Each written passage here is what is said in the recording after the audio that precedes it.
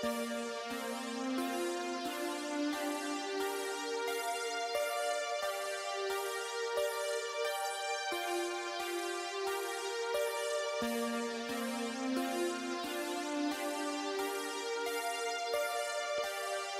occasionally think how quickly our differences worldwide would vanish if we were facing an alien threat from outside this world. And yet I ask you, is not an alien force already among us? From the gates of Mount Rome to the far corners of the endless highway, wherever you are, welcome to the show.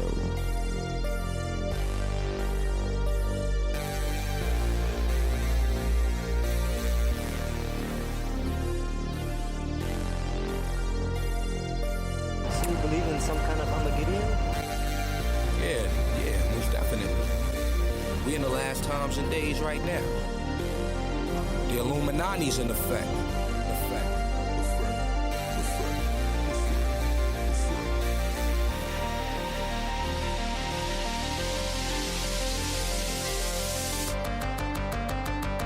Welcome back to the show, and torches high, because with me today is the host of Prometheus Lens podcast. This is the man who leads the way to the hero's journey. Justin Doc Brown, how are you, man? Hey, I'm doing good, man. Thank you for having me back. Yeah, absolutely. I went to see Gladiator 2 weeks ago, and I was early.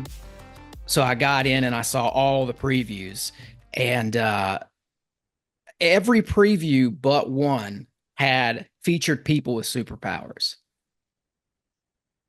And I think I saw like 9 different previews, and the only one that did not have superpowers in it was like a fictional movie about a guy who had like a neural link who this neural link allowed him to come back from the dead. So basically, all these movies had something to do with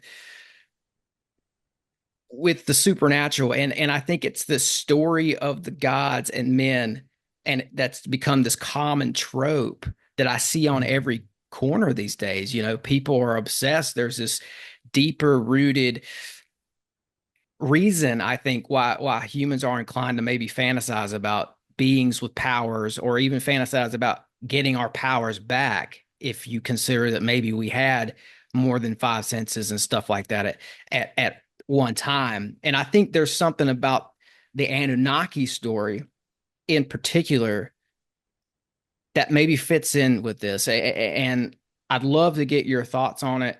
I'm still trying to nail down the Anunnaki. I'm working on it. It's just close enough to parts of scripture like Deuteronomy 32 and the book of Enoch to be confusing and interesting. But I think you're a great person to talk with about this, so I'm glad you jumped on here.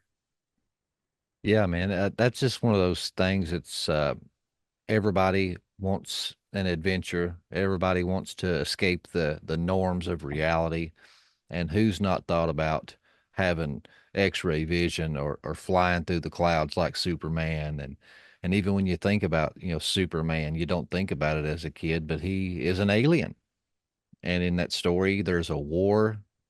There's a galactic war, and his race is about to be wiped out, and his parents stick him in this little space suppository and shoot him straight to Earth, and he's raised as a foundling. It's the whole Joseph Campbell, archetype, and the hero of 1,000 faces. So you have this foundling being raised by estranged parents and being adopted, and then realizing who he is and going on the hero's journey and all the superpowers and stuff. So you have echoes of the Anunnaki story and legends, even with Superman.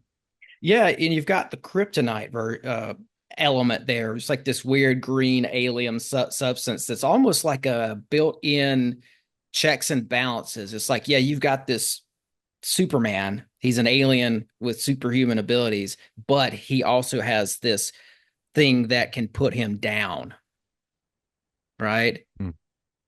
And if Yep. we're going to go with that analogy, I would say that maybe in this Anunnaki story, gold is the thing that we're told was their kryptonite. Essentially, it was they needed it actually, but they needed it for their atmosphere. But it was also the thing that was killing them was the lack of gold. And see, that's one thing is I have seen so many glimpses, and I like how you use that word, trope, because I mean that's what it is. And you have all these different movies and hints of all these different things. The Matrix, a lot of people fail to realize the whole Gnostic viewpoint with that, and that's basically another version of the Anunnaki.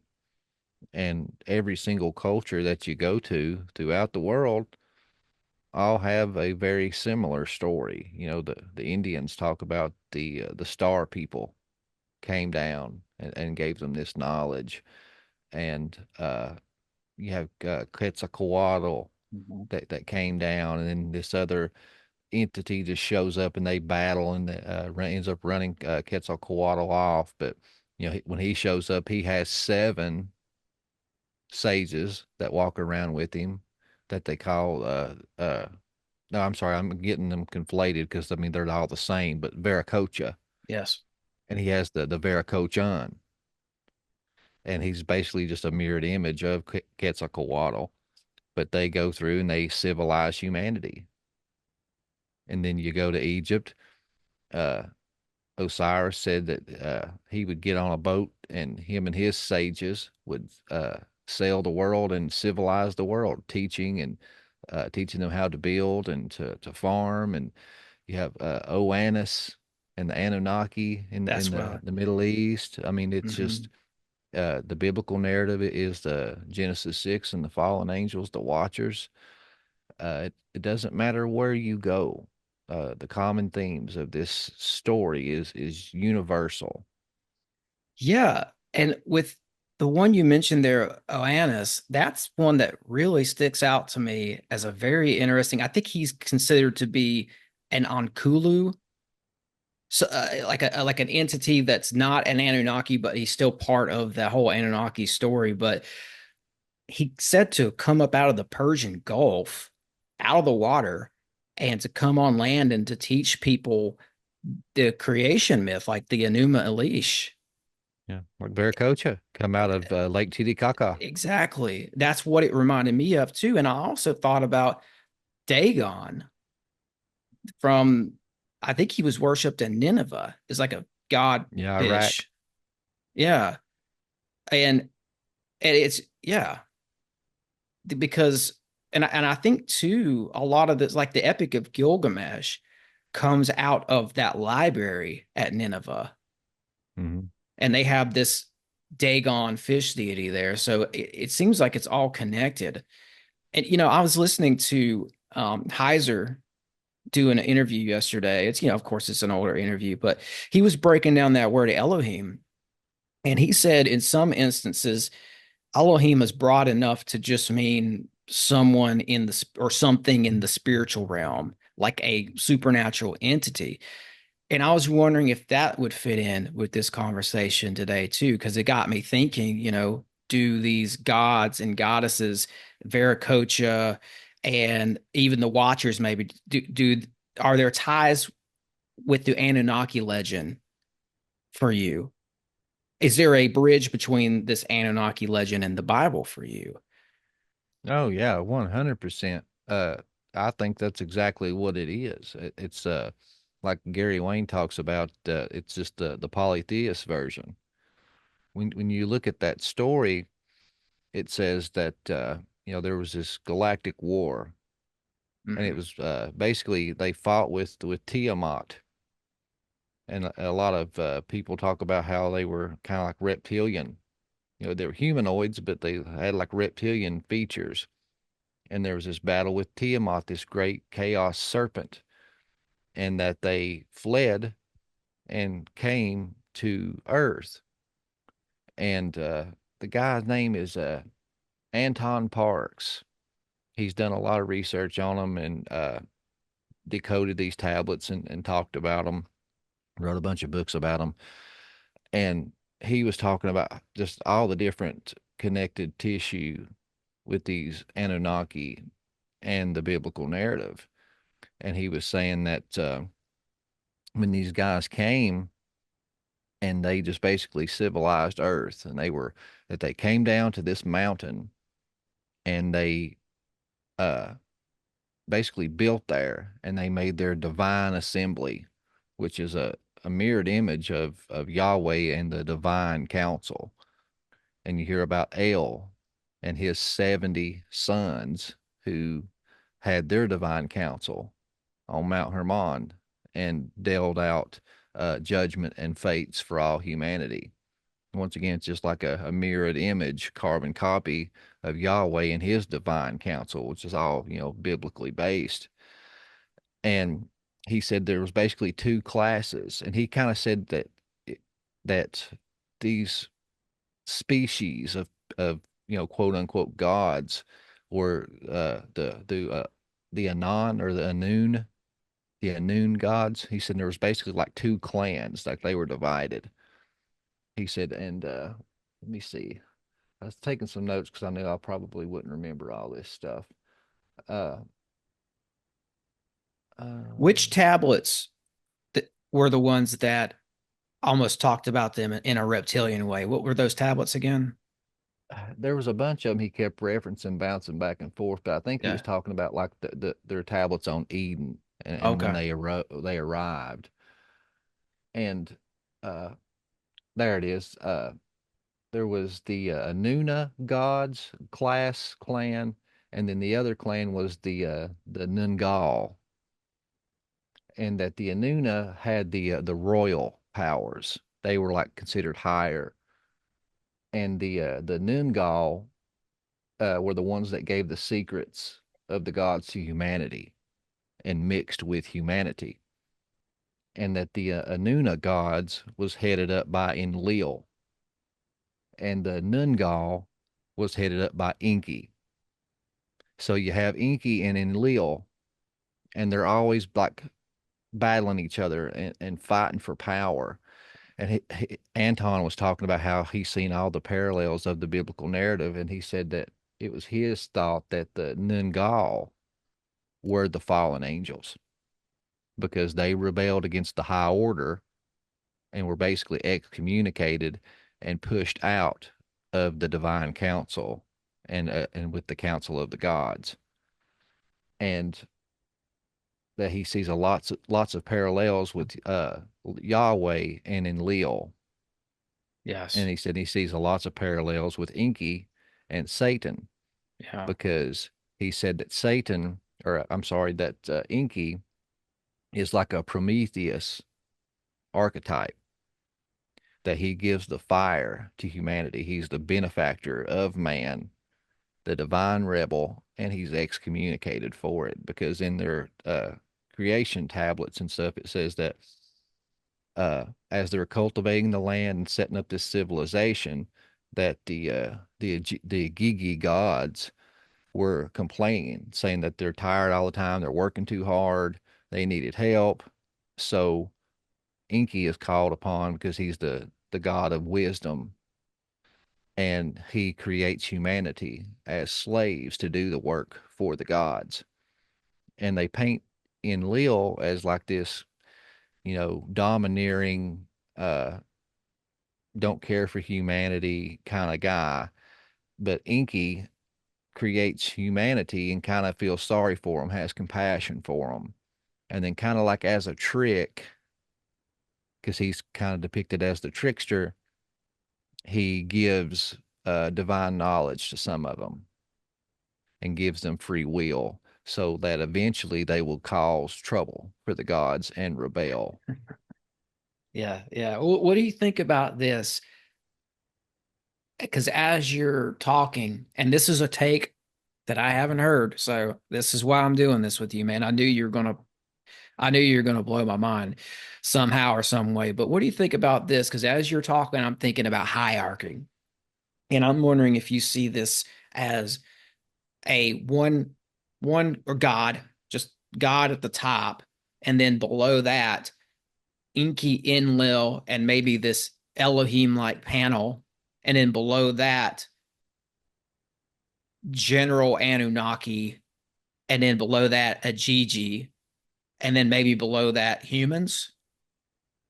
Yeah, there's a total pyramid structure because Uh, even with the biblical narrative, it says that that that heaven is a kingdom, and Yahweh is the Lord of hosts. All kingdoms have armies. They have messengers, the angels, anglios. You have Michael, who is uh the divine warrior, and Raphael, and a lot of the texts is talked about as the healer. So you have this hierarchy structure. So that God is God. He doesn't need them, but it's kind of like his like family that he's built to help rule. And you see that with these characters here too. And like with their power structure, Anu is the high god, but they kind of paint him as just kind of like this old man with a beard in the sky. Just do whatever, let my kids just do whatever. I'm just going to lay around and do what I want to do, kind of thing. And then right underneath them, like you had said, you had Inky and then Lil. And then you had some more people up underneath them, and it just kind of tiered down that way. mhm. But Michael Heiser had a book, and I read it and took some notes on it, and it was all about the Anunnaki. And he, I mentioned that Anton guy, and of course, I don't know much about Anton, and he's given his opinions on a lot of stuff. Now, but as far as Mike, I know Mike, I don't know him personally, but I know him Right. well enough that he's a scholar. Yep. He ain't going to talk about, stuff that's not in the text. And if he is going to speculate, he'll come right out and say, well, this is my speculation. But in his book, he kind of lays out some groundwork, and he talks about the Agigi were basically translated as the gods of heaven, and the Anaku is the gods of the underworld. So you get to kind of like the whole Watchers theme. But the gods of Nippur, you had a close association with the Anunnaki, and that term was adopted later by the Hittites.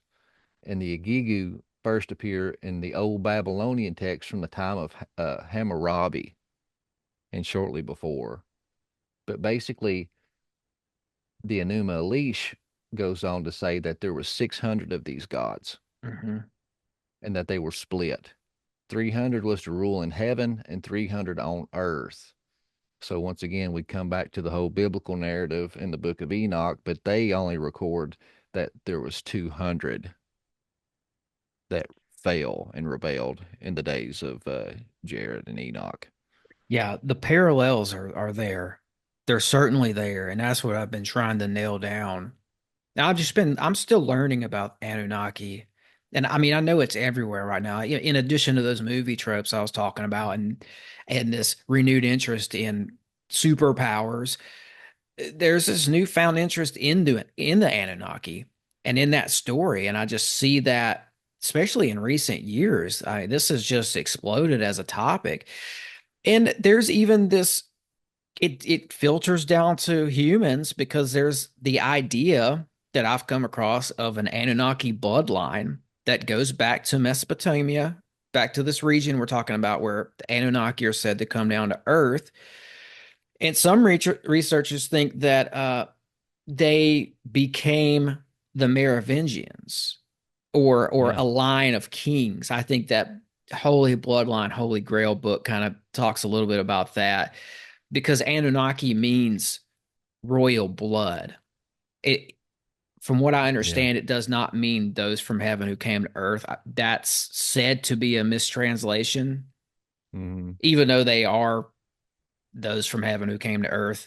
Apparently, it just means Right. royal blood. But anyway, it's the idea that a royal bloodline of kings who actually ruled on earth, who were flesh and blood kings, go back to their to these entities. They trace their lineage back Yeah. somehow. Yeah. It's a princely seed Okay. Yep. is what that name translates to. And as far as like Christian biblical worldview, which a lot of people don't align with it, and it kind of get touchy when you bring it up. But that goes back to the serpent seed doctrine, the seed of the serpent, the reptilian seed. And you have these ruling class that talk about, they trace their genealogies back to this, this dragon court, this seed of the serpent. And uh, with this context that we're talking about today, it's the Anunnaki, who were depicted as humans, but with reptilian features. They Yeah. are the true blue bloods. Yeah. I was going to say a lot of researchers suggest they actually had blue blood. Some people think that our blood is red because of the iron content, and they The think that copper. the copper in these entities' blood made their blood actually blue. Yeah. And we're talking Yeah. about these crazy hybrid giant kings too that trace their lineage back to the Anunnaki. Maybe had this blue blood as well. But I'm with you, man. That serpent dragon iconography, you see it in a lot of the family crests for old royal Yeah. families. It's all over uh what's it called, where the Pope lives? Yeah. That city, the Catholicism. You see Vatican. dragons. Yeah, the Vatican. That you have that whole sanctuary where his throne is. It looks like a huge serpent head inside of there. It's And in then London. I've seen videos of them like zooming in on the deco of the border between the ceiling and the walls.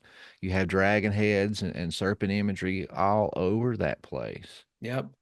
I mean, and what's interesting for me is I think you find it a lot in these areas of the world that are designated. DC and the Vatican are their own, like, what do you call that? A nation state or something like that? No, Yeah, it's some sort of, they're their own little country somehow. exactly. Yeah. And there's a part of London, like the banking section of London, that does that as well. And I think CERN does it as well. So there's a couple of these little pockets of these power hubs on Earth where these people have made the parameters around their operation there, and they're kind of in some ways above the law. But anyways, what you find there, like you pointed out, is you find a lot of the serpent iconography. Like I said, it's all over the Vatican. And the Vatican, you have the pine cones everywhere. And when you look back at a lot of these Anunnaki carvings from the ancient Sumerian world and Mesopotamia, all throughout that region, you'll see the Anunnaki depicted holding up a pine cone. Mm-hmm. A lot of parallels. And one thing I thought was fascinating too was that guy was talking about, the Anton. He was Yeah. talking about their story when they came, and that they come to that mountain and they set up their, divine council, and they built the city and all that stuff. I started thinking of, I'm really big into looking at other mythologies and seeing the common threads and themes. So you have all the commonalities with the Bible, but you also have all the commonalities with Mount Olympus. These gods go to Mount Olympus, they build this civilization, this divine council and hierarchy there. Boom, you have that with this story. Then you go to the Norse gods. They all go to this mountain, this holy mountain up in the sky, and boom, they build Asgard. And in their legends, this giant comes and they feel they need to build these huge defensive walls and block themselves off from everybody for protection. And this story is the same. They come, and the word they said used uh, for Eden is what is it? It's translated as paradise in these tablets, and the Greek is paradosis, and this word is used to describe a garden with an enclosure or a park with animals. And that's kind of how they seen humanity. They created us as these dumb things that were made for servitude. And it says that they made this garden and that they had all their fruits and stuff growing there. And that humanity, the ones that Inky give a little bit of intelligence and knowledge to, a group of them snuck in to the mountain and the garden and stole the fruits. And in doing so, contaminated the garden and got some of the gods like sick. So they burnt part of the garden to kill the contaminants. And where Inky was their creator and his mother, him and his mother had been around humanity so much, they had built up immunity to them. So they weren't affected by it. So he was now basically the messenger of the gods. He was Hermes. He was the one that went to talk to the gods and go talk to humanity and pass messages back and forth. He was the middleman. So the gods tell him to go talk to humanity and tell them that they can't enter the garden anymore, and that they build up this huge wall to keep humanity out. And I thought about, Mount Olympus and the Norse mythology, Asgard, how they made this huge wall to keep everybody out. Yeah, you're talking about a group of these entities that snuck into the garden. And it just made me think about something I was reading. There's parts in the Sumerian text that describe Anunnaki as having a glow or being shiny. And it The reminded me of shining ones. shining ones. Reminds me of that word Nakash that describes this entity that snuck into the garden and tempted Eve, right? Yeah. The seraphim. Yeah. Sarah, means to burn. And what's cool too is that in that tablet, the word that describes this place that they built was called Kershag, and it basically translates to city of the gods, and that's where the divine assembly met. Well, the highest cities in Turkey is known as Kardog, which is a cognate of the word Karshag, but it also can be translated as the Black Mountain, and that there's a mountain peak in Turkey called Karadog, close to the Tigris and the Euphrates River, just as the tablets describe. Man, that is crazy. And like in the Sumerian myths where they come down in Mesopotamia, in that Tigris Euphrates region, of course, that's modern day Iraq. And what in recent years, that's exactly where we have this totally unfounded war where it's like, was it a feud between the Bush family and Saddam, or was it something else? Because when you look at those Clinton emails, it seems like these old gods may have been a factor in why we invaded Iraq, why we went to this region in the first place, because Gilgamesh is mentioned by name in the emails, who is this king said to be a Sumerian line of Anunnaki, and he's described sometimes as two-thirds god and one-third human. And there are accounts from that invasion of U.S. troops. People who were there have actually come out and kind of blew the whistle on this, as it were, saying that when they got to Iraq, they went immediately to the Baghdad Museum and raided that. And of course, in the media, they blamed it on looting. They said that, it's this thing that happens in wartime. The locals came in and looted this, but it was actually our military who said to have gone in there first. And it just got me thinking, it's like, were the weapons of mass destruction in the museum? Because when you look at Saddam, he had an interest in bringing back the region's past. Like, he wanted to revive Babylon. He was interested in the God Kings. And that's a museum that showcased a lot of these texts that we're talking about today. I think they had the Epic of Gilgamesh there, but they also had like weird stuff like the Baghdad Battery, which there are like 14 of those were found, that indicates that these people had electricity way back in the day. So for me, that goes back to this connection point with these little g gods. And it goes back to this group of humans living in this area of Mesopotamia who had ancient technology given to them. Like, you're talking about this mountain in Turkey. The name is perfect. It's like it's named after this ancient event. We're talking about God's coming down and giving ancient technology to these people. And when you look at that Iraq war, it really looks like we went in there looking for more than just stuff to do with Saddam, like surface stuff, like, like missiles, and all that. Yeah.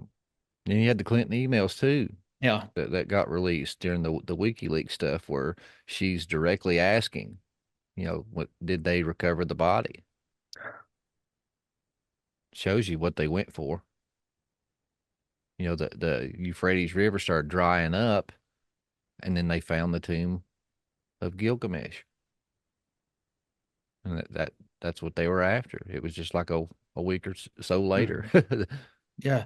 Which I'll say, that does back up this story somewhat to me. The fact that you have the Epic of Gilgamesh and it says all this stuff about the Anunnaki, and then we find the tomb of Gilgamesh. That does lend some credence to this story, but I'm not completely sold on all of this yet. This whole Anunnaki thing. Maybe I should. See, I do. I believe it, but I think it's just a fallen realm twisted version of the biblical narrative. Because, like I'd said earlier, they said that Anton guy said there was two clans, the Anuna, the royal class, the loyal angels, or whatever how you want to look at that, and then the what I say, the Nungal. And the Nungal translates as the high princes. And this all filters through like the biblical narrative and Deuteronomy 32, because the Tower of Babel, it says, that the nations, everybody gets hung up on the tongues. It says in there in 32 verse 8 that not only were the tongues divided, it says the nations were divided amongst the sons of God. Yep.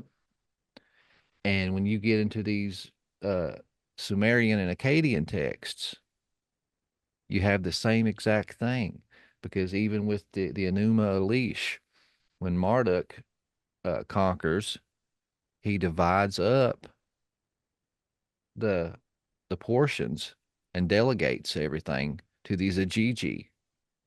300 for the upper, 300 for the lower. And it's just like a retelling of the allotments of Deuteronomy 32. It's just a fallen realm version. And these Nungal are the rebellious sons of God that commingled with the daughters of men, and Enki being at the helm. And in that story, it says that Enlil, when he first comes to earth, he has a high priestess with him named Menti or Ninma. And she's a very important deity and described as a serpent goddess. And there's basically a love triangle that happens, that Enki and her start working together with humanity. And he basically steals this woman, this priestess, from his brother Enlil. And what I find fascinating is the name Ninma. It sounds very close to Nama. And Nama was a name given in the Bible in the genealogies of Genesis. And if you know anything about genealogies, the women are not named. So when you get a woman in a genealogy, that's a huge exclamation point that would catch any ancient reader's attention. And she was the daughter of Lamech, And Lamech was the first one to be recorded anyway, to have multiple wives and transgress the creation order of God. And he had 3 sons.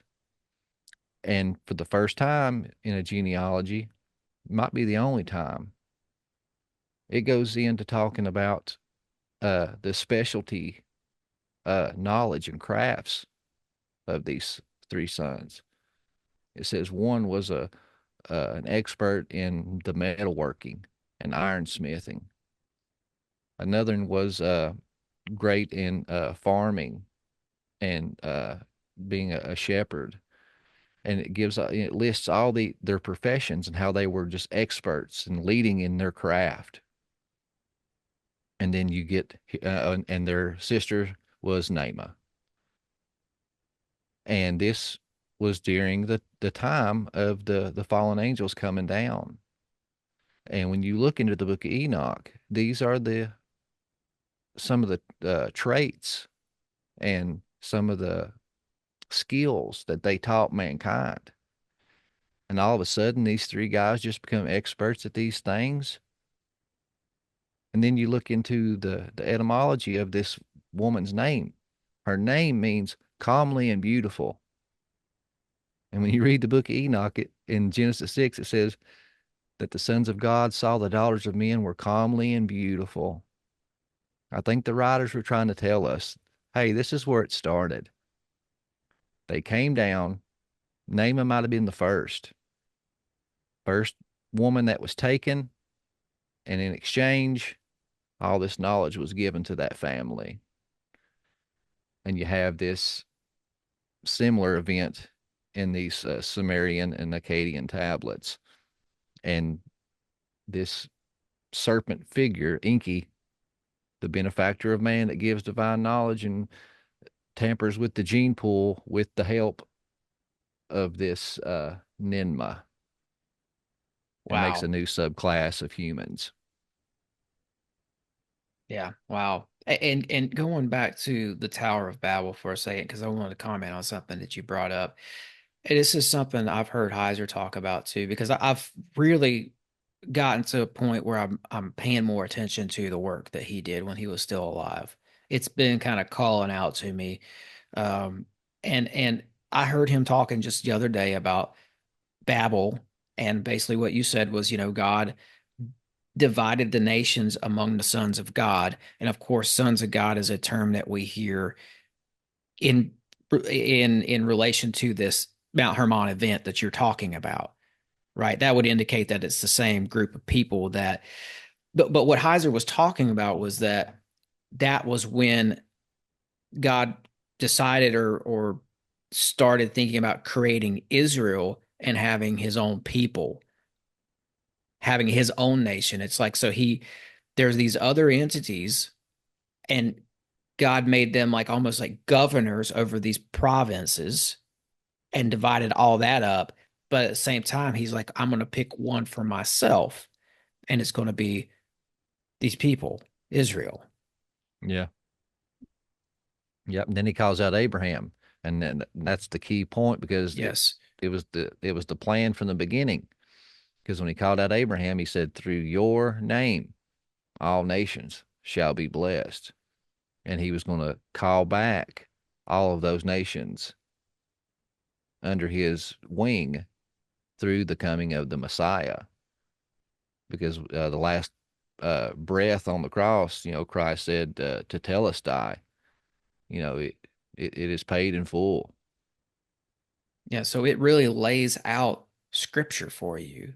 These key little events are interwoven in this grander narrative. So it helps to understand them or have an understanding of them and to ponder that. And also it's almost like God picked Abraham because Abraham and his wife were old. They were too old to be able to have kids. So there's this miraculous element to it.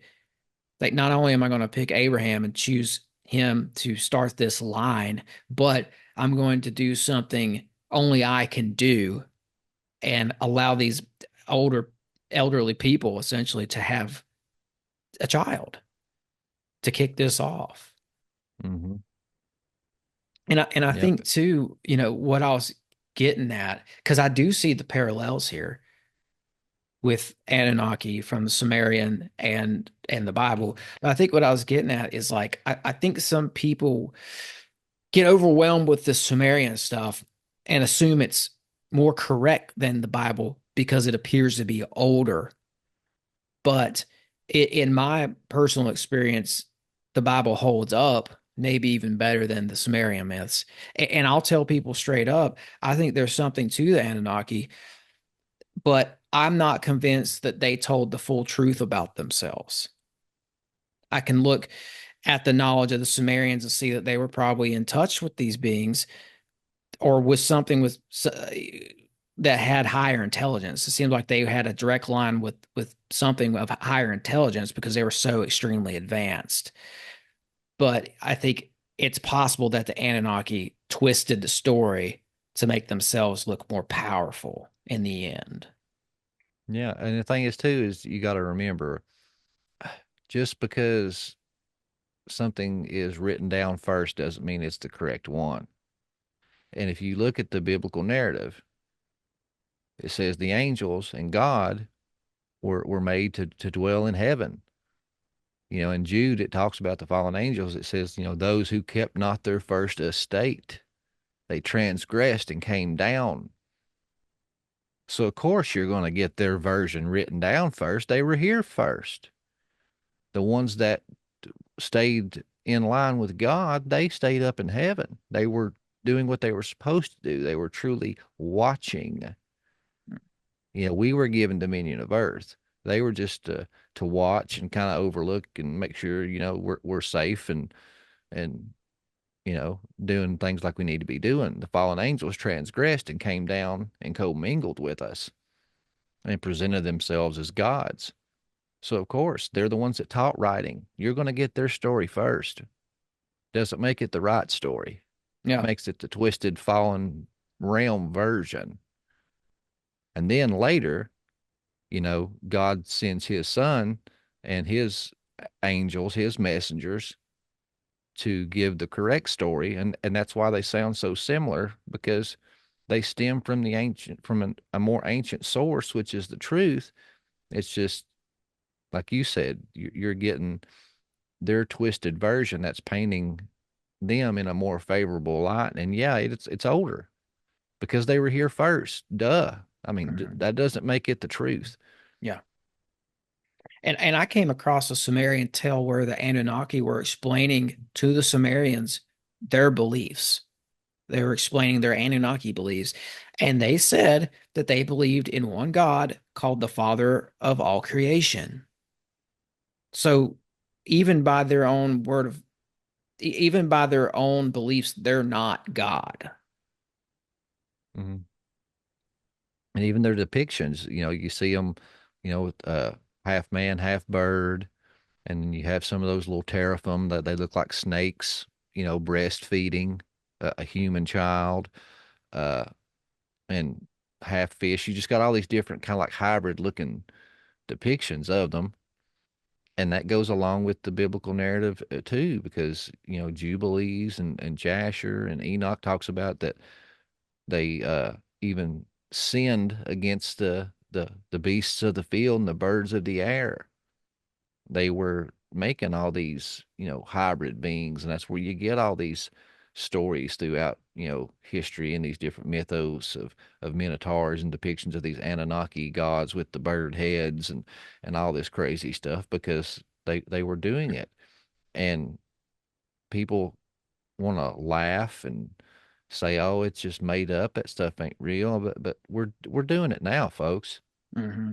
If they're cloning sheep, and we did a show a few months back. There was a farmer in Montana that got busted. He took like an extinct giant ram's blood Yeah, that I've they heard had about dug up. this. Yeah, they dug up this ancient ram that had went extinct, but there was marrow still in the bone. They extracted it and mixed it with another modern ram, and boom, they made these rams with horns as wide as a truck, and that they were like 6 foot tall at the shoulder. and basically made a Jurassic Park hunting ground. People paid thousands and thousands of dollars to go to this place and hunt these exotic animals to have them, mounted and put on their wall, because that's the only place on earth you could get them, because they were genetically created.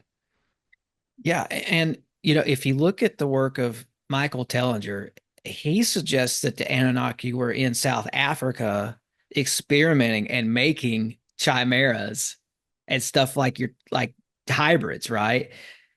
And you and I might say that I don't know, we might look at that story and say maybe it's Nephilim or Watchers, but he says Anunnaki because the Zulu shaman in that region have legends of these beings who came down and treated that whole region like a laboratory. And it's in Botswana, Africa.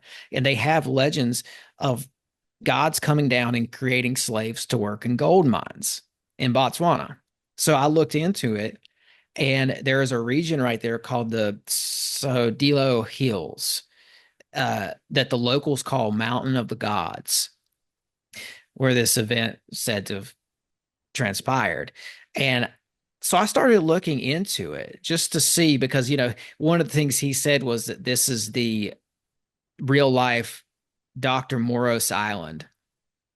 Like do you know what I'm talking about? It's like some movie where the guy, this like mad scientist, is out isolated on an island and he's creating all these like Frankenstein things. But anyway, so I looked at Sedilo Hills and the Mountain of the Gods, and I was like, I'm going to look up rock art.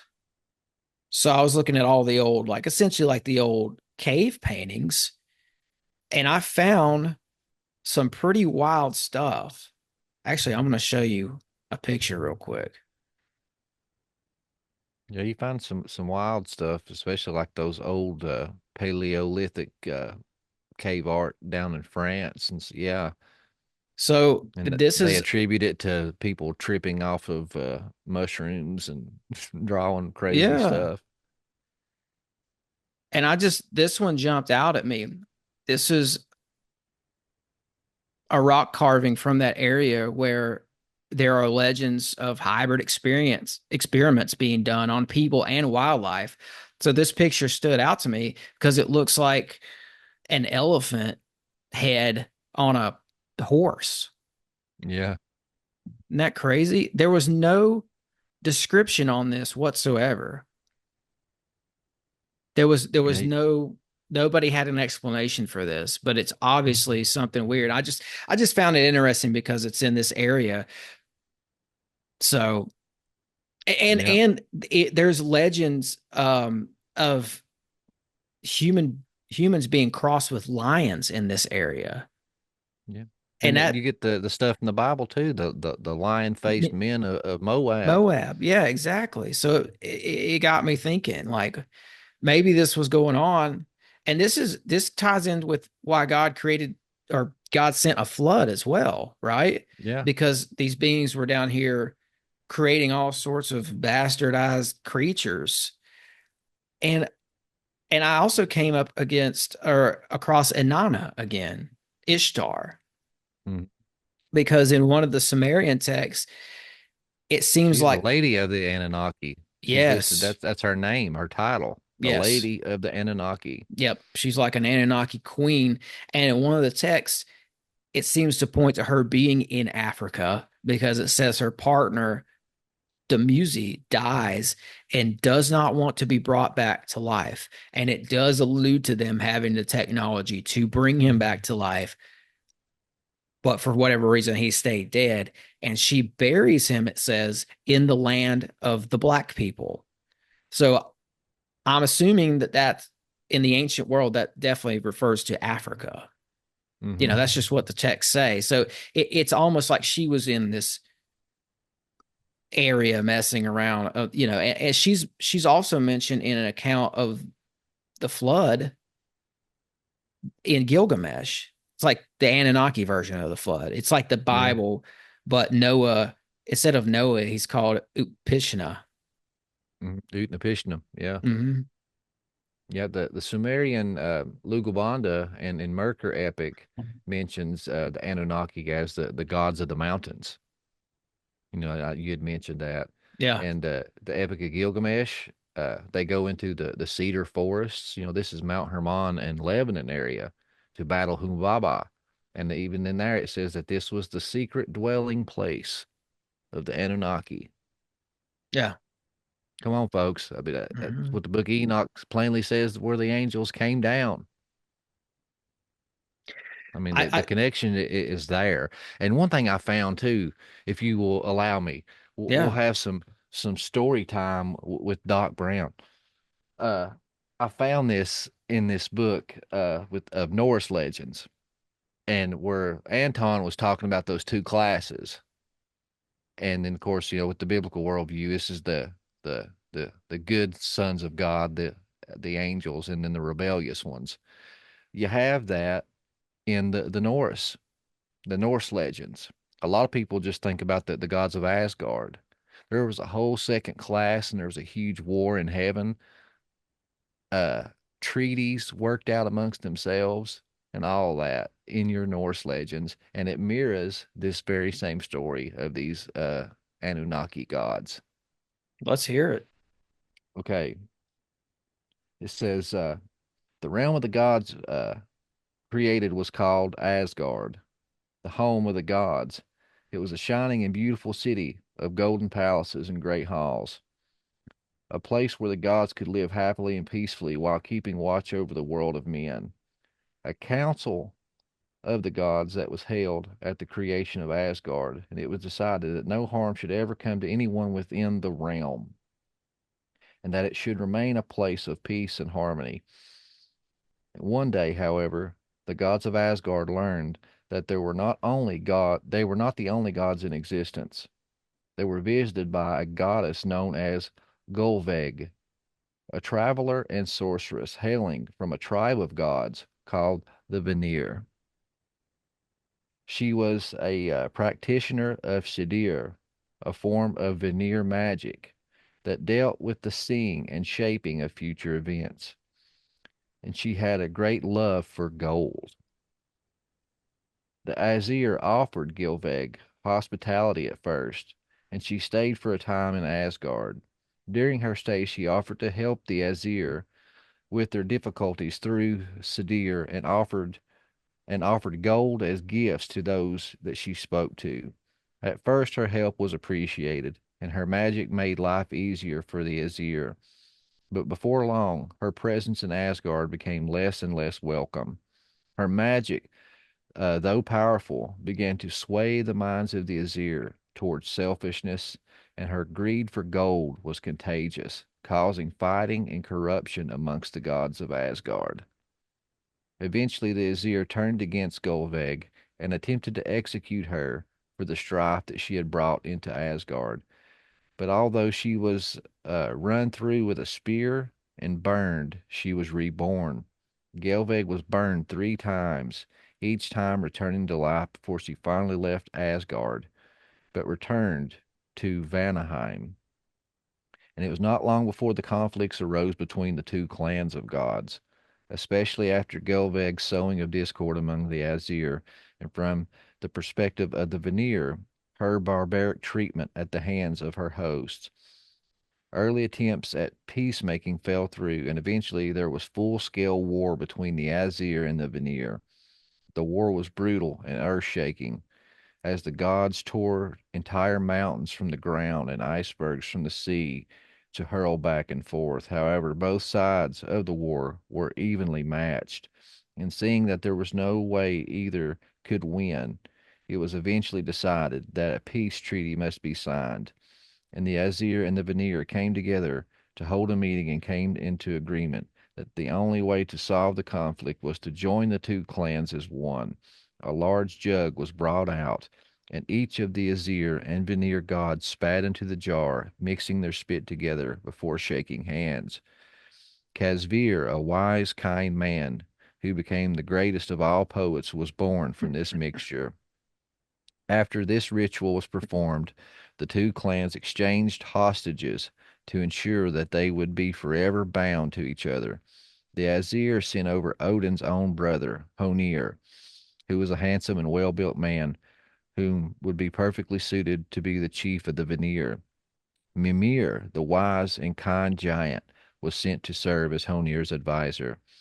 From the Vanir came the sea god Nord and his two children, Freya and Freyr. The daughters of Freyja was the most beautiful of all the gods, and her brother Freyr was equally handsome. From then on, Freya and Freyr and Nord lived among the Aesir in Asgard, and the two clans were united as allies. Wow. What was that again that you read? It's called the Aesir Vanir War. Wow. Yeah, so you had the gods of Asgard, they were known as the Aesir. They thought they were the only ones. They came to build Earth, civilized it, made Asgard, and was uh, humanity and just seeing over everything. And all of a sudden, just a stranger walks up, and it's that woman with these special powers and could see the future and do all these magical things. But she had a fascination with gold.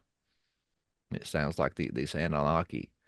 Yeah. And Yeah. she was trading services with them for gold, but she ended up corrupting the gods, and they were all getting greedy and fighting with each other. So they tried to kill her and get rid of her. And she goes back and tells all the other people that are like her, and then they come and they clash. Do you think that the gods fighting in that story refers to some sort of a catastrophe? I mean, it Or could very well be. It could be like a catastrophe, and uh, because a lot of people think that myth is man's way of explaining natural phenomena, and that could be true, but I think it's kind of like a on earth as it is in heaven thing, because you get in the Bible, you hear about these wars and stuff, and it talks about the angels warring right there with them. That there was, there's wars in heaven at the same time, and that the angelic hosts coming and fighting, and the princes are fighting, and you hear of Daniel praying, and took several weeks for the angel to finally come to him, because he said he'd been fighting with the prince of Persia, and Greece held him back for so many days, and that the Prince Michael had to come and fight and free him up. So you have all this cosmic battle going on at the same time. And what springs to my mind is the Hindu mythology, the Vimanas, yeah. and how there was wars in heaven, and all that could be tied straight into a lot of the catastrophic events like the Young Dryas and the Great Flood and things like that too. Yeah, that reminds me too of some connections I've seen with Inanna or Ishtar, Ashtar, because, like you said before, she's a part of this Anunnaki discussion. She's almost like an Anunnaki queen, right? And because the Nephilim show back up after the flood, I'll pose this question: Did they get off planet somehow? Because like you mentioned in the Vedic text, they describe people in the ancient world having these flying devices and being able to go to other planets. So did some of these Nephilim manage to get off the planet during the flood? Maybe with the help of Ishtar, because I do think she's involved. She's mentioned in the flood Gilgamesh tablet 11. It says the gods were cowering like dogs. They were crouching by a wall, and it says Ishtar shrieked like a woman in childbirth. And it says the sweet voiced mistress of the gods wailed on that day. So Ishtar is involved, and I see her as there's another story involving Gilgamesh where she comes down and tells Gilgamesh to go up with her into the sky because she likes to fly the skies of Earth. In the story, Gilgamesh declines because he says, all the men who go up with you never return. But so he never goes up with her. And so thus, I guess he keeps his life. But the moral of the story for me is she was flying the skies of Earth. How? Because you see in a lot of the old Anunnaki carvings, you'll see what's a sphere with wings. Wings. And to me, I think that means that there was some sort of a sphere that could fly. At least it points to that for me. And Yeah. you've got all these other tie-ins. I mean, Ishtar with the modern UFO movement, that Yeah. stuff. So All it's the like, orbs in the sky and mm-hmm, mm-hmm. wheels within wheels, Ezekiel, and you see a lot of that, like with the stuff. I've seen a lot of videos of the whole stuff going on in New Jersey. People zooming in with nice cameras, and you can see it looks like wheels within wheels turning. It's just wild. Yeah, yeah. I don't think you can do is speculate. I don't know. Mm-hmm. Yeah. I mean, I've heard people say, for them to be able to jump off world or do this or do that, that means that they outsmarted God or God failed. And I mean, I can see that to a point. But if it was Well, not God's intention to totally wipe them all out, if it was just maybe to level the playing field so humanity could have a fighting chance, but but doesn't they this were go there back? before and after, so they come back somehow. Yeah, but doesn't this go back to something we talked about in the pre-roll where we were talking about how God allows for people's evil plans to go through sometimes, and because he's doing 3D chess, he's thinking ahead. He's like, okay, um, let them go ahead and do this and think that they're getting this victory. I'm gonna allow them to go through with it, and I'm going to use that event. I'm going to use that situation that they think is a victory so that I can put my plans in motion. Mm. Yeah. I think about that a lot of times whenever I hear people saying that people outsmarted God. Maybe God just allowed them to go through with it because he's outsmarting them the whole time. Yeah. Yeah, it's like teenage kids that think they outsmart their parents and going to sneak out, and the parents know they're going to sneak out, but they're like, I'll go let them have their fun, but I'll be sitting here in the chair to catch them when they try sneaking in, and I hope it's going to be worth it for them because Yeah. I'm going to tan their hide when they get home. Yeah. Yeah. But my thought was, and I'm not going to linger on this too much, but my thought was if Ishtar was flying around in the skies of the ancient world and she's this Anunnaki queen that somehow has the means to fly around and bring men up into the sky with her and all that, that makes me scratch my head when I see her popping up in the modern UFO movement. Because it's for me, it's like, okay, is this that same entity up to the same old tricks, doing what she's always done for all for all of antiquity, and now because the UFO religion that emerged right alongside of Roswell in 1947 was steeped in Ashtar lore, Ashtar revelations, Ashtar visitations. For a time, they actually called it the Ashtar Command. These people out in the desert, led by Doug Van Tassel, were saying they were talking to some entity named Ashtar, while simultaneously they're building up this UFO religion in the desert. A lot of people think of 1947, they think of Roswell, and that happened. But over in the shadows, what doesn't get talked about a lot is this UFO religion that sprung up at the same time. And she is mentioned all through that. So it just got me thinking, because I guess the broader point here would be, or a question I'll pose would be, do you think that these old little g gods still meddle around with our human affairs today? Oh yeah, 100%. Yeah, because I didn't know anything about the whole Ishtar stuff with Roswell. That's all new to me. I have to check that out. But no, I mean, Paul says it in Scripture. He says we battle not against flesh and blood. It's against rulers and principalities, spiritual wickedness in high places. It's these fallen entities, these fallen watchers, the sons of God from Deuteronomy 32. And that answers a lot of the questions that a lot of Christians have so much trouble with because they lack this supernatural worldview and won't have these conversations and look into these uncomfortable, quote unquote, weird things. But it's right there in your Bible.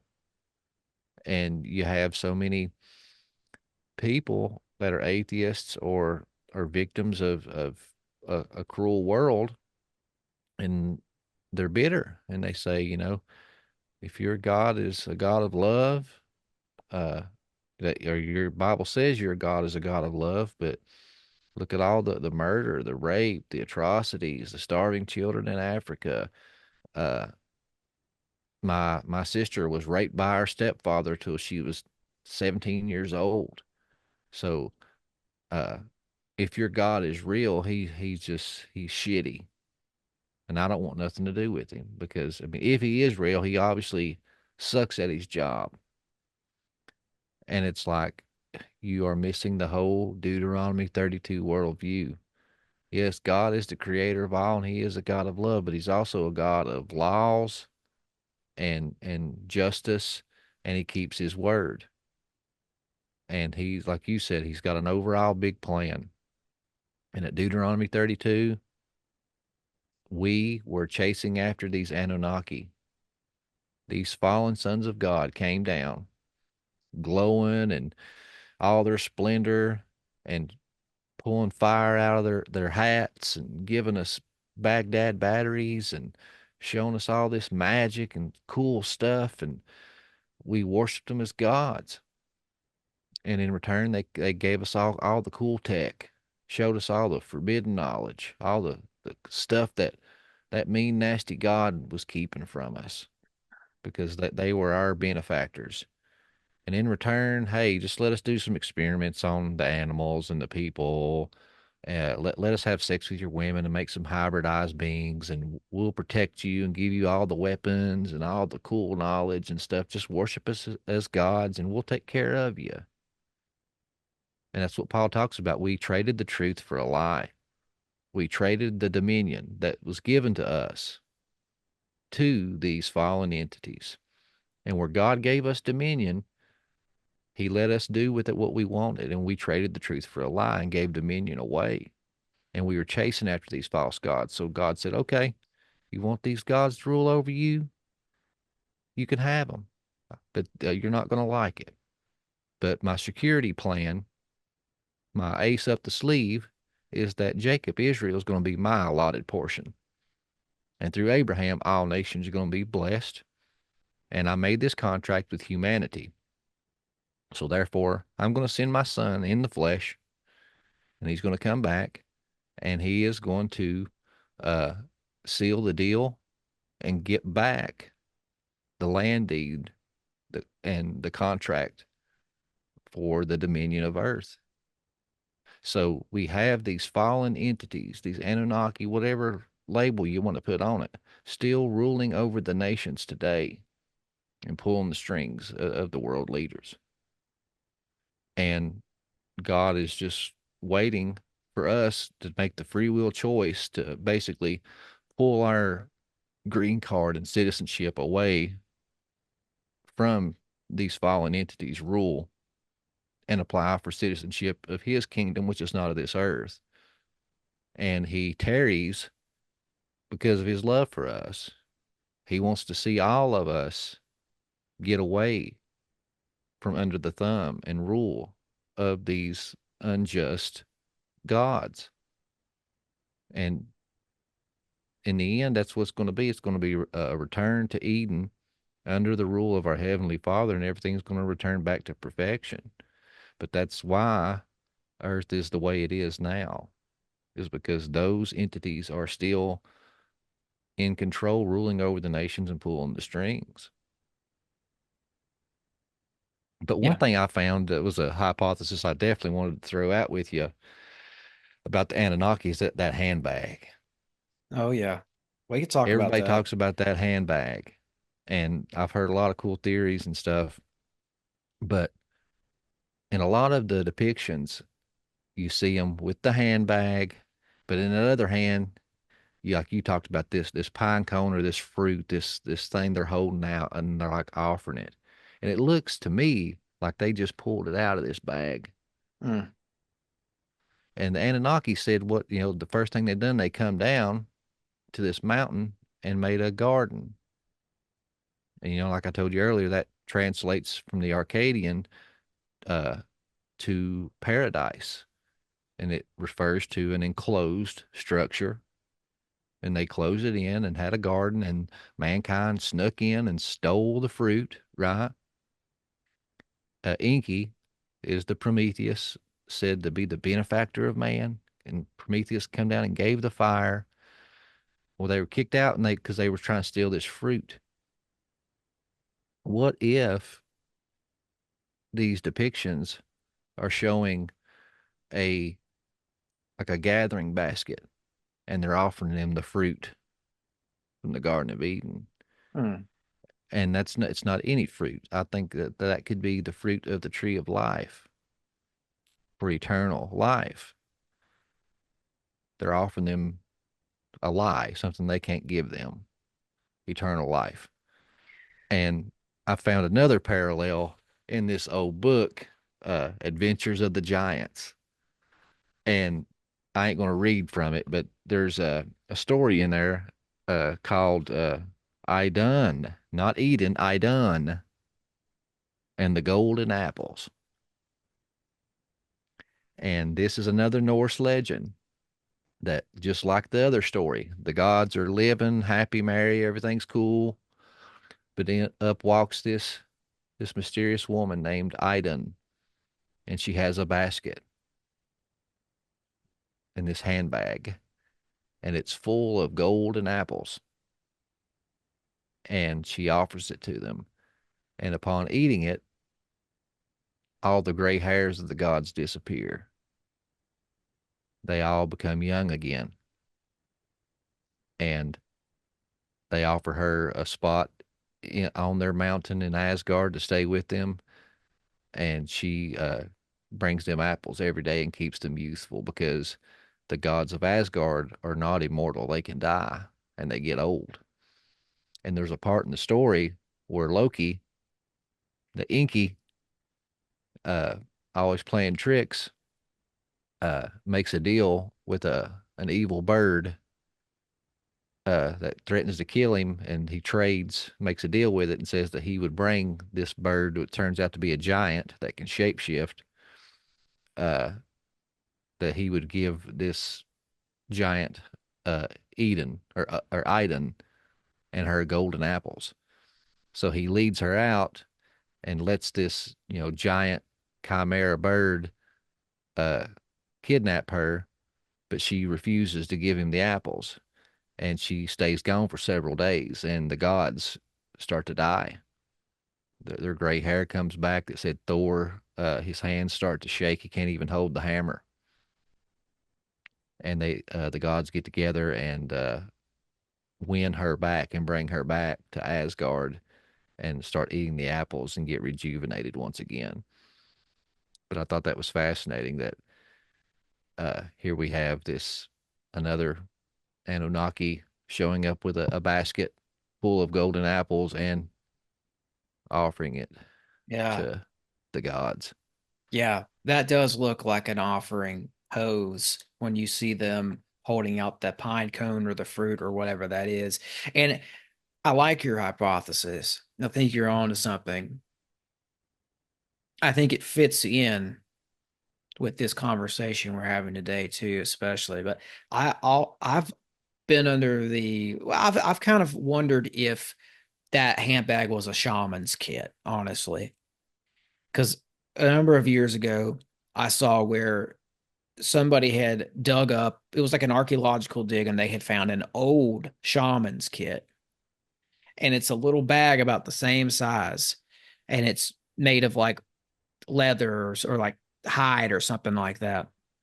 And what they did was they laid out all of the little items that they found in this ancient shaman's kit, and it was herbs and medicine and crystals and hair and things for rituals, things for ritualistic purposes, things perhaps for healing.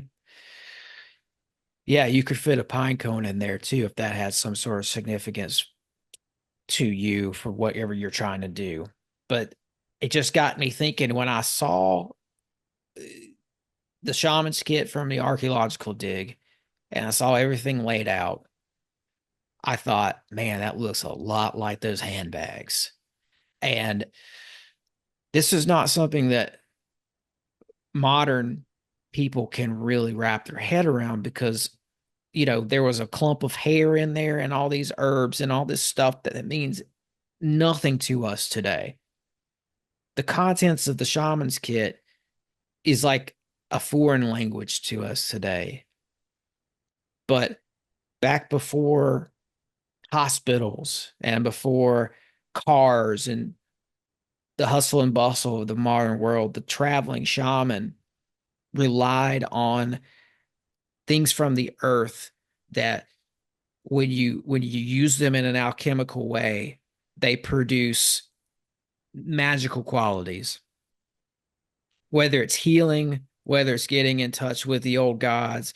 I know last time we talked, I showed you a picture that L.A. Marzulli had taken, and it looks like a shaman.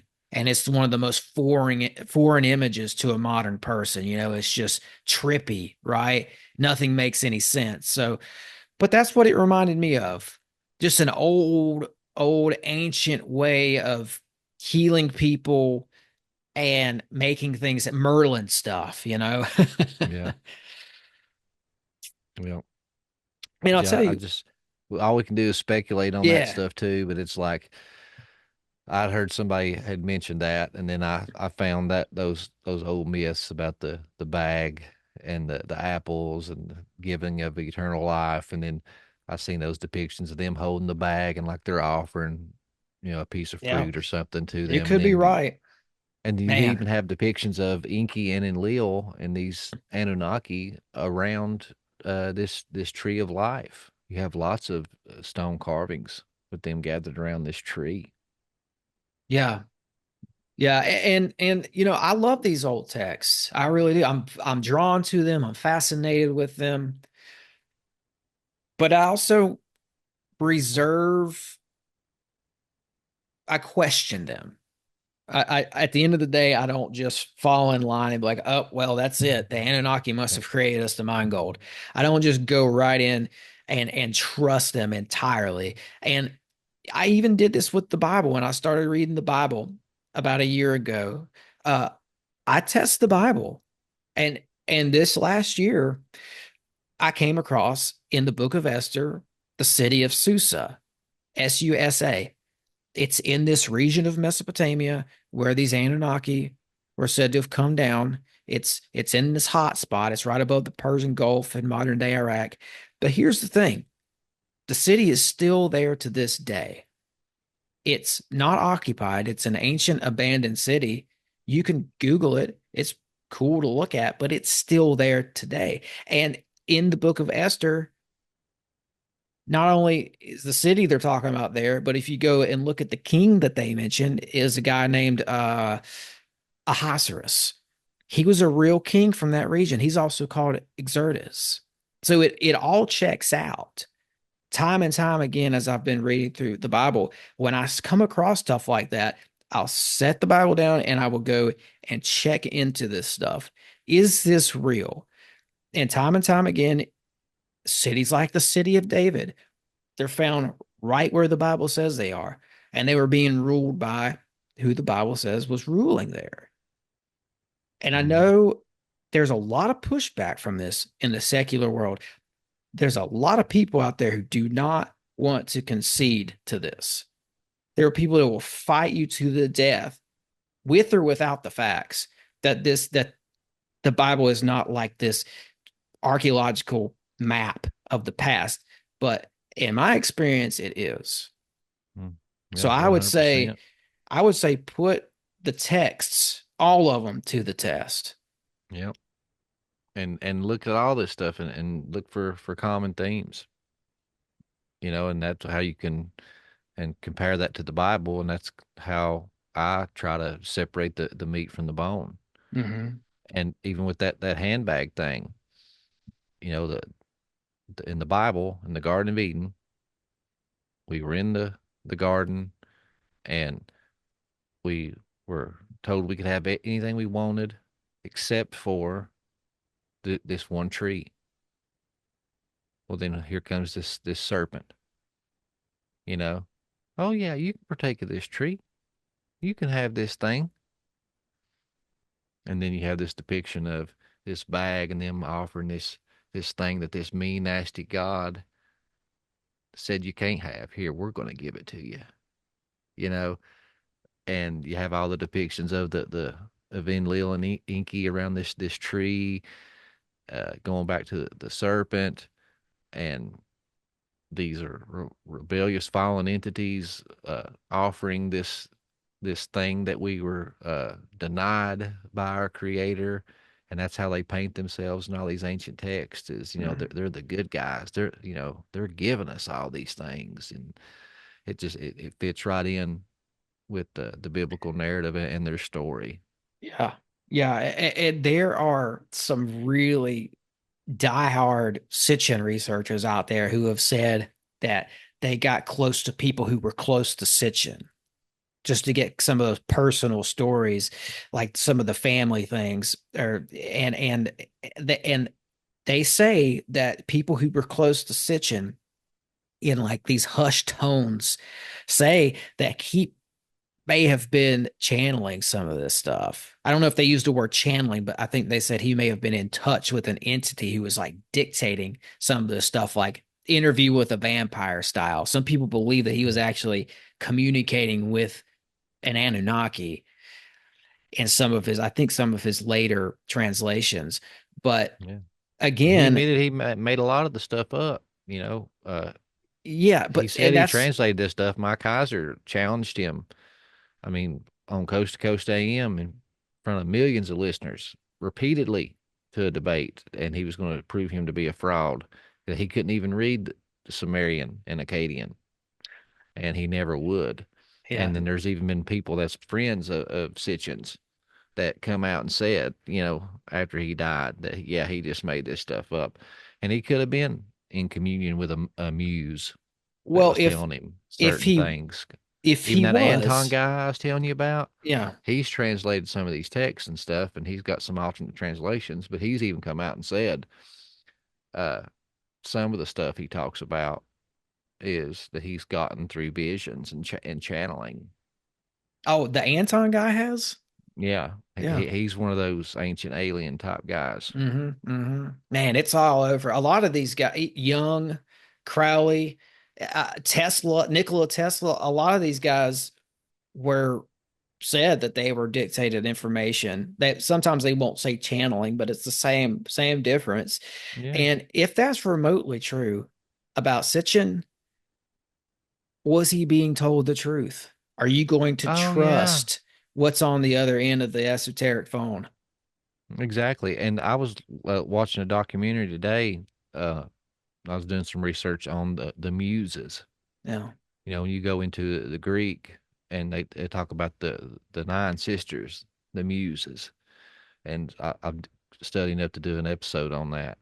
And Homer, Hesiod, all these historians and poets, that were so great, in our minds and held in such high regard. And a lot of their original writings, they start off their writings praising the muses, saying that they are the mouthpiece for the muse. And the things that they are talking about in their stories and the stuff they're dictating was given to them by the muses. And these ancient musicians and writers and all these different people would pray to and channel the muse, and these muses would speak through them and give them songs, give them lyrics, give them stories to write. And I can't remember if it was Hesiod or Homer, but in the opening of one of their books, the very opening line, it is the muse speaking through him, and it says basically that uh, we the muses who do this and enlighten and give this and give that, uh, basically we can spin a good lie and tell you a lie and mislead humanity, or we can give you the truth. It's up to us. And so this entity speaking through that, this writer was flat out saying, yeah, we lie sometimes, and it's just, Mhm. luck of Yeah. the draw whether you get the truth from us or not. But hey, you're going to be entertained. There's a song I heard recently. It's called Lonely is the Muse. It's about this, basically. It's by Halsey. And she talks about the muse as if it's this entity that will grant artists songs. Yes, It's like, that was the ancient thought. yeah. And in the song, it's like, it's romanticizing the muse because the muse gets lonely because it jumps around from person to person, but it'll give you like a hit song. But while you're on the jet with $1 million in your bank and you're riding high on success, you're going to forget about the muse, and the muse is going to go to somebody else. And it even has a line in that song where it talks about, while you've forgotten about me, essentially, I'll be the wind, or I'll be the breeze in a wind chime looking for the next artist who needs me. It's crazy. It's Mhm. about this totally about what we're talking about. And I've got this book here. It's called A Dweller on Two Planets. And it says, you see where it says by Philos? Yeah. It's this was written by a 17-year-old kid in like late 1800s California who I think he finished it when he was 17. I think he started when he was like 15, who said that this entity Philos Yeah, that's one was of the nine sisters. what? That's one of the nine sisters of the muse. There was nine sisters. Philos? That was one of them. Wow. So he says this is an ancient Atlantean that I was think so. I'm pretty yeah, sure. well maybe so this this kid says that this entity was telling him all about ancient Atlantis and describing how the government ran and how they did politics, and just like he talks about like cell phones and like anti-gravity cars and all kinds of crazy stuff. But it comes from this kid who wasn't even like, he wasn't even in college. He didn't have, they say that No, he had I'm sorry. no, I lied. that's okay. It's not Calliope, Cleo, Erato, Euripides, Melope, Poly, Hymnia, Terscorpia,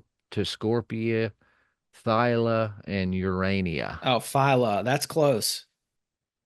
Yeah, they're like pseudo, well, they sound like Greek almost names. Yeah, they're Yeah. Greek.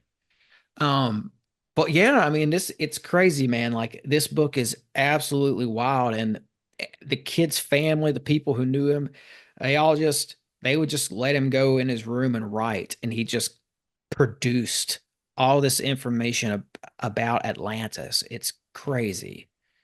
Mm, yeah, that's wild. Yeah. And when I was looking into that too, I thought it was crazy because it's kind of like the seven, Apkallu sages and the fallen angels from Enoch. They each one was given uh like reign over a certain, technology or skill set.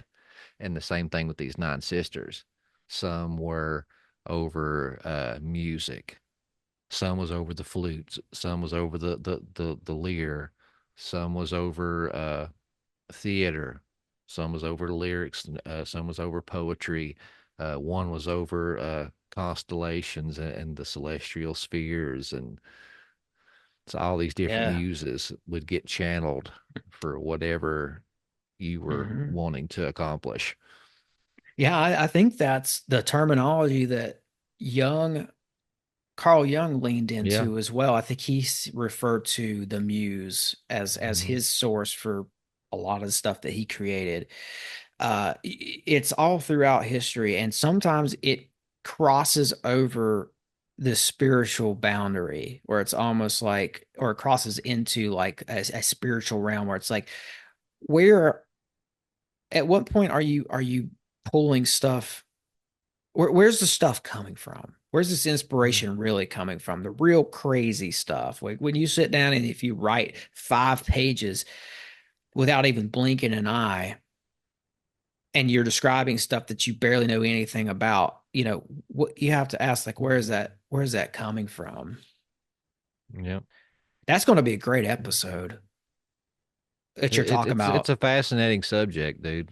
What did you call it? The The nine muses. nine muses, man. That's going to be awesome. And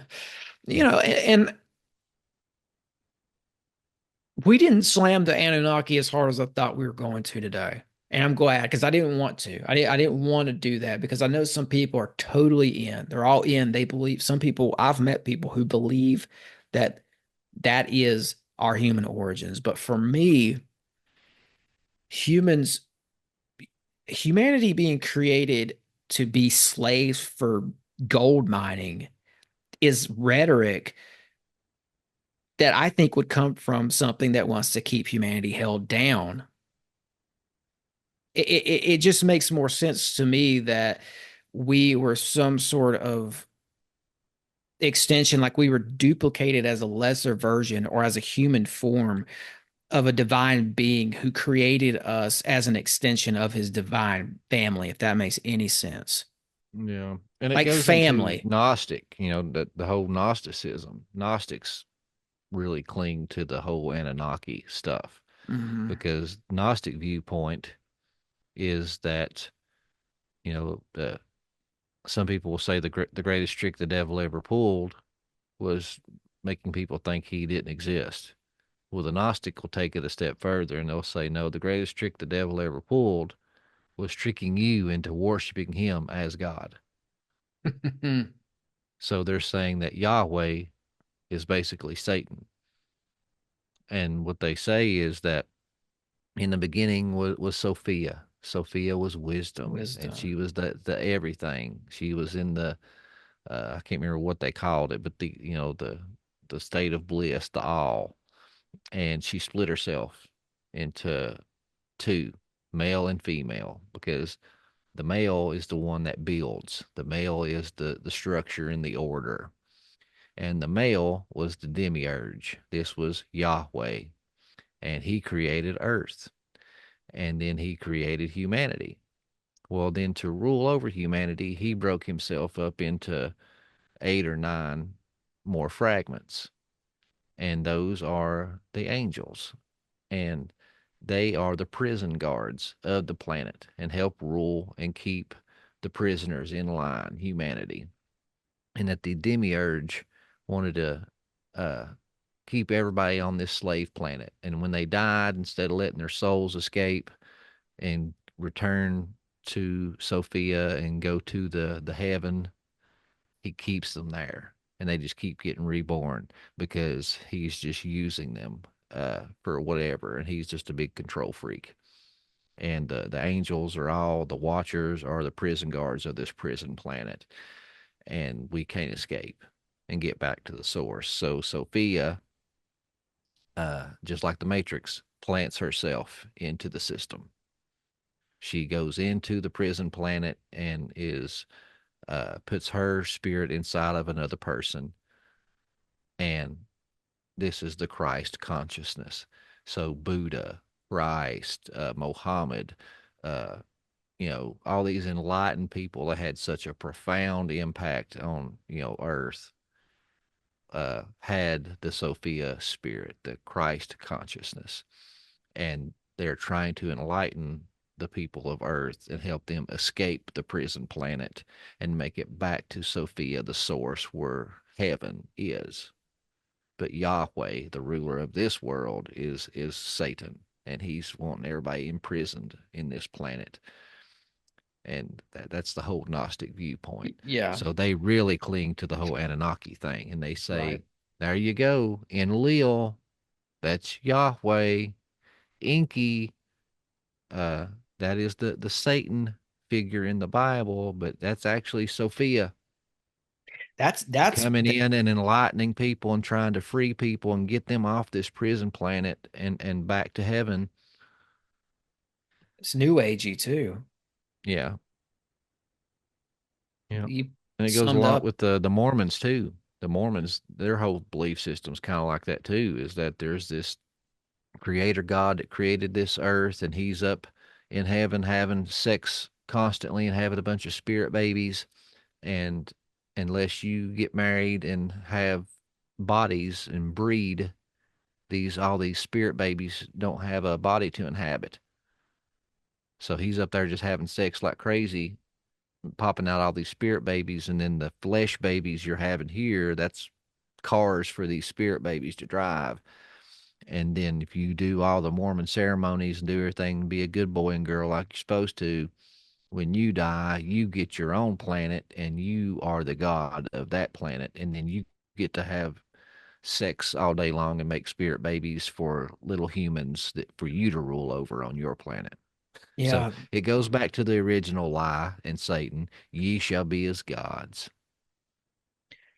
I think Scientology might have a little bit of that too. L. Ron Hubbard, of course, was basically in the school of Crowley. He was hanging out with Jack Parsons while Jack Parsons was doing personalized reenactments of Crowley's magic in the desert. And in fact, this goes back to that whole UFO religion thing I was telling you about that pops up in 1947 because you have three people that converge in the desert in 1947. George, I think I called him Doug on accident. It's George Van Tassel was one of them. He goes out to the Mojave in 1947. He doesn't know that Crowley and L. Ron Hubbard are out there as well. They just happen to be in the same desert in the same year. But what Crowley and L. Ron Hubbard, who would start Scientology later, are doing there is what's called the Babylon working. And it's based off of Crowley's magic. And they documented the whole thing. They journaled it and documented it. And I went back and read through all of that. And Parsons talks about doing the ritual and getting to the last phase of the ritual, and he's being contacted. He's channeling, right? He's got the muse on his shoulder telling him stuff this whole time.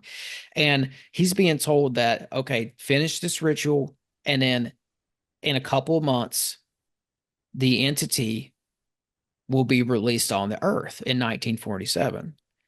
But as he's going along, he's getting visuals of this entity, and it's the horror of Babylon. It's a lady riding on a beast. It's totally Ishtar iconography. Mm-hmm. It's female, and it's just dripping in Ishtar iconography. So basically, he's told that whatever, all these rituals worked, you just have to wait X amount of Yep. months. I think I've heard about this, and some people thought it was Hillary Clinton, and they thought all these different Yeah, women of power that were right. born around this time was the incarnation. The horror of yeah, the incarnation of the horror of Babylon. Yeah, but when you get in there and you read it, it just points back to Ishtar.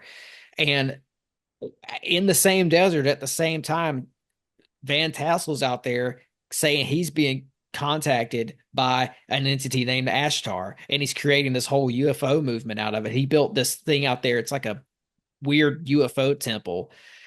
I can't remember what they called it, but this movement spurred out of it, and all these people were talking about Ashtar. So I don't know how that fits into this, but I'll say this. That's the world that L. Ron Hubbard emerges from when he starts Scientology. So he's got all these crazy sci-fi uh, details to that religion. And I think it's like masonry where you don't get everything up front. Like you have to get deeper and you have to embed yourself into this secret society essentially. And then you get revealed truths. You get revealed secrets. And in Scientology, I think it's a lot like or similar to what you were laying out there with Mormonism. It's all about like space brothers and getting your own planet and stuff like that. Yeah. It comes out of this Crowleyan magic. But And we can And the wind stories down. are similar once again Yeah, because it's the same muse. it's the same muse. The story you told about Sophia splitting herself in two, that sounds to me like a version of the Tiamat story. With Yeah, but the only difference is with that though is it's Marduk that kills her and splits her. She doesn't split Yeah, willingly. sure, She gets right. split. Right. Sure, sure. Like it goes back like Nibiru and all that. And and I'll say this. I got to give you guys credit. You and Bo Kennedy from the Bump podcast have been very patient with me and very gracious with me publicly as I've tried to work out this whole Tiamat Rahab thing. I appreciate you guys hearing me out because I'm trying to work through all this in my mind. Like I'm not when I talk about Rahab being a planet and Tiamat and all that stuff, I'm not dogmatic about it. I'm trying to work through this. I'm trying to figure this out. But during Nibiru's Nibiru is this planet that's involved with all this, right? In these Anunnaki texts. And apparently it comes close to Earth every couple thousand years.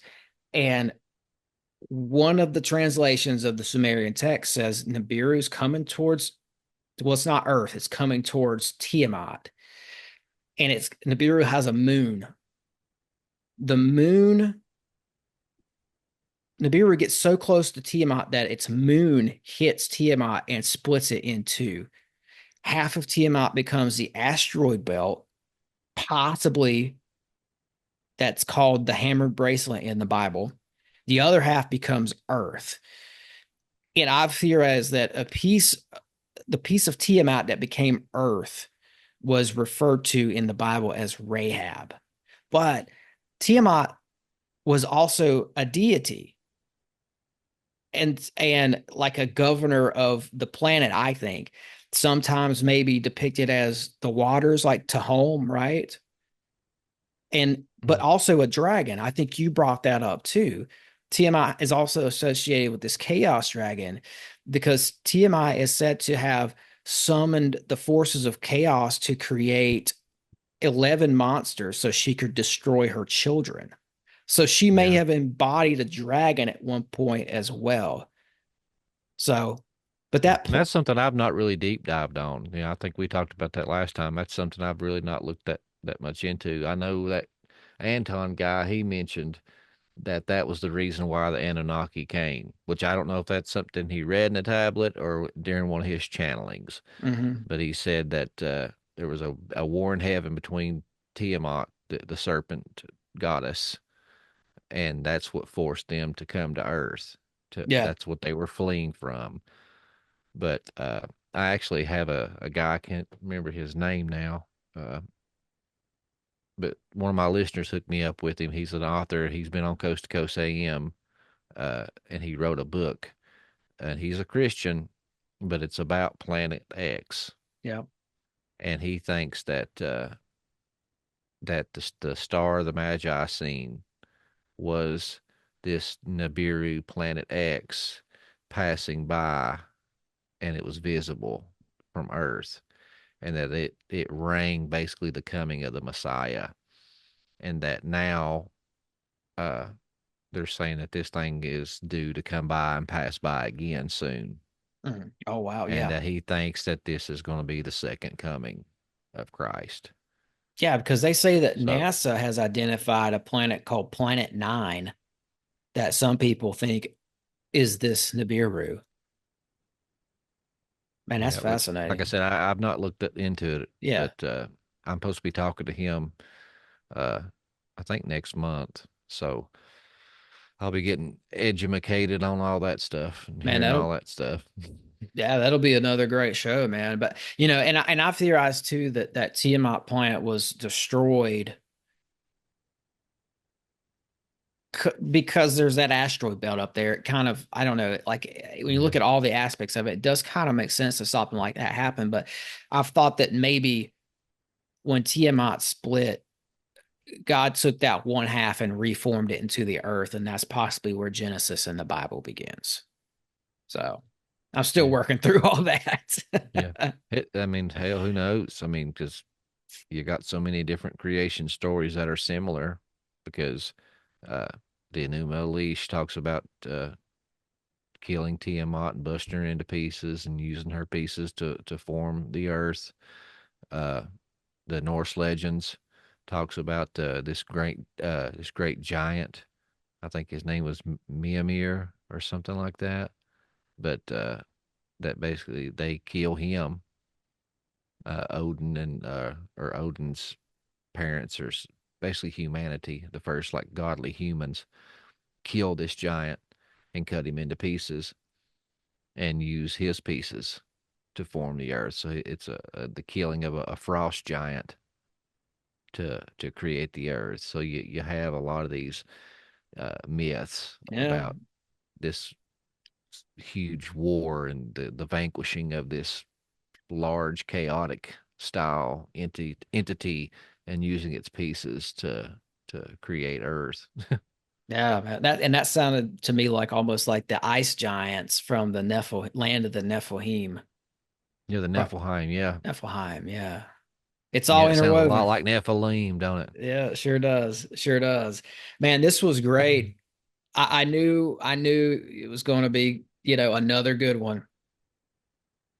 You, I you're you, enjoy talking, but honestly, this is a subject that I know just enough to be dangerous. You know, what I mean, this is not yeah, something yeah, I'm like an expert at. So yeah. it was good to just kind of speculate and throw out the nuggets that we knew and just have a good fireside conversation about it. Yeah, yeah, absolutely. Absolutely. I think that's what helps propel these conversations to, I think, the level where they need to be these days in this modern era. It's like you want people who are open-minded. You want people who are still figuring stuff out. Like I don't know about you, but I don't really care to hear know-it-alls anymore. I don't want to hear somebody who's telling you how it is. Yeah. I think we're in an era of discovery right now, and I'm just trying to do my part, but I'm trying to do my part with modestly. I'm trying to stay humble, and I'm trying to stay not dogmatic about things. And I appreciate that about you, man. I really do. Hey, man, I'm a very curious guy. I love to read and study all this stuff. And I can honestly say, I mean, I probably read and study more than 60 to 70% of the population, but I have no more clue than anybody. I have more questions than I ever had. And that's part of the journey, man. Yeah, that's part of this gig. That's part of the hero's journey. Yes. The more you find out, the more you find out you don't know. That's it. That's it. Well, thanks again, Justin. Let's do this again sometime and tell everyone where they can find you. Hey man, I appreciate it. I enjoy the conversations, man. But yeah, anywhere you can consume fine content, man. Find me on YouTube, Spotify, Apple, all the social medias, TikTok, Instagram, Facebook. You can find me on all those fine establishments. Just search up Prometheus Lens Podcast, and you should be able to find this mug. I put out at least 2 or 3 reels a day and keep some stuff pretty consistent on there. Come check us out. I'm Tim. My podcast is Six Sensory Podcast. I spell out six, SIX. You can find me on Spotify, Apple, YouTube, and Patreon. And as always, torches high, break the mold, conquer the realm, and thanks for listening.